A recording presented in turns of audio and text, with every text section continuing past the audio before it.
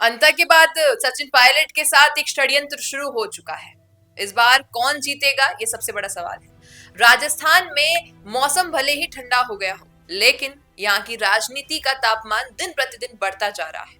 अंता विधानसभा का उपचुनाव खत्म हो चुका है। कांग्रेस के प्रमोद जैन भाया जीत चुके हैं, लेकिन असली कहानी तो अब शुरू हुई है, क्योंकि ये सिर्फ एक सीट की जीत नहीं है, ये कांग्रेस के भीतर दो बड़े गुर्जर नेताओं की पोजीशन और प्रतिष्ठा की लड़ाई बन गई है। बाहर से सब शांत दिख रहा है, पर अंदर खाने हलचल तेज है। 15 अक्टूबर जब भाया ने नामांकन भरा और उसी दिन जिसने सबसे ज्यादा भीड़ और ऊर्जा पैदा की वो थे सचिन पायलट।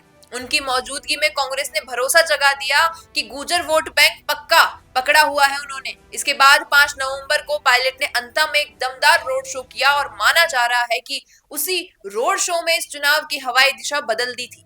लेकिन हैरानी की बात है, उसके बाद पायलट शांत हो गए। न कोई बड़ी सभा, न कोई ताबड़तोड़ कैंपेन। सवाल यही है और यहीं से उठने लगा है कि क्या ये रणनीति थी या फिर पायलट को साइडलाइन करने की कोई स्क्रिप्ट। जैसे जैसे चुनाव पास आया, अशोक चांदना हर गली नुक्कड़ पर दिखाई देने लगे। छोटे गांव, छोटे कार्यक्रम, बूथ मैनेजमेंट, हर जगह उनकी पकड़ साफ दिखी और क्योंकि मैदान में वे भरपूर एक्टिव रहे, कांग्रेस कार्यकर्ताओं का उत्साह भी बढ़ता गया। 11 नवंबर को वोटिंग हुई, 80% से ज्यादा मतदान और 14 नवंबर को नतीजे आए। प्रमोद जैन भाया की जीत दर्ज हुई। लेकिन असली ट्विस्ट यहाँ से आता है कि जीत के बाद कांग्रेस दफ्तर में मिठाइयां बटी, लेकिन सबसे ज्यादा नाम लिया गया अशोक चांदना का।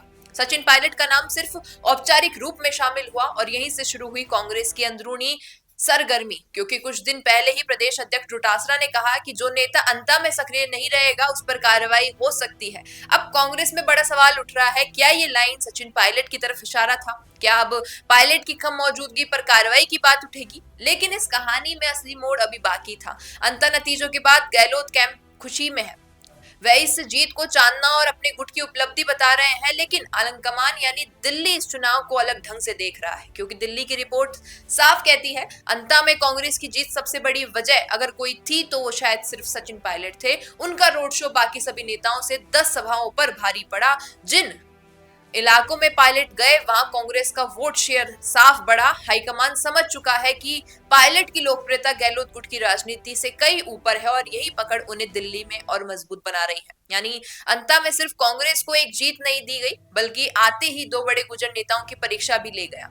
गहलोत गुट भाया की जीत को अपनी मान रहा है, लेकिन पायलट का प्रभाव दबाया नहीं जा सकता।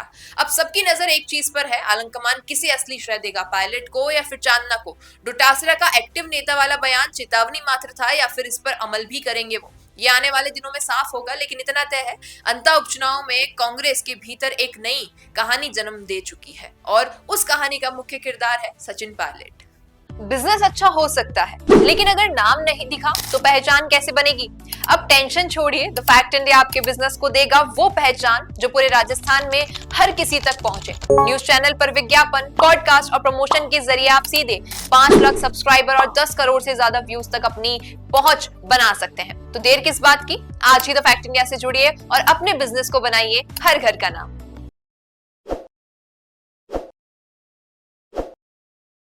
ताज़ा खबरों के लिए विजिट करें द फैक्ट इंडिया की वेबसाइट और डाउनलोड करें द फैक्ट इंडिया ऐप।